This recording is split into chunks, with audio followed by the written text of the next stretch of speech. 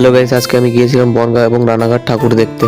তাই তো রেডি হয়ে আমি এবং আমার মামা গাড়ি নিয়ে ঠাকুর দেখতে বেরিয়ে পড়ি। তারপর আমরা রানাঘাট গিয়ে সর্বপ্রথম এই প্যান্ডেলটা দেখতে পারি। এখানকার প্রতিমা দেখতে খুবই সুন্দর এবং খুব বড় হয়েছিল। তারপর আমরা চলে আসি সড়কপাড়া একের পল্লীতে, যেখানে বানানো হয়েছিল বাচ্চাদের খুবই জনপ্রিয় কার্টুন ছোটা ভীমের নগর ঢোলাকপুর। এখানে এসে আমার ছোটবেলার কথা মনে পড়ে যায়। এখানকার প্রতিমা দেখতে কিছুটা এইরকম হয়েছিল।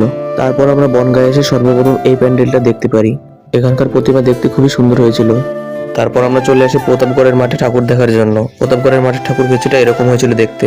তারপর হাঁটতে হাঁটতে আমাদের এই প্যান্ডেলটা চোখে পড়ে। তারপর আমরা এই প্যান্ডেলের মধ্যে ঢুকে যাই।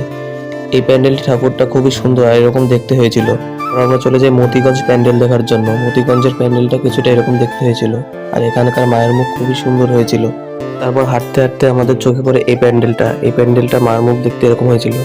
তারপরে আমরা চলে আসি বাটার মোড়ে এই প্যান্ডেলটা দেখার জন্য। এই প্যান্ডেলটা খুবই সুন্দর হয়েছিল আর প্রতিমাটা দেখতে কিছুটা এরকম হয়েছিল। তারপর আমরা এই প্যান্ডেল দেখে বাড়ি চলে আসি।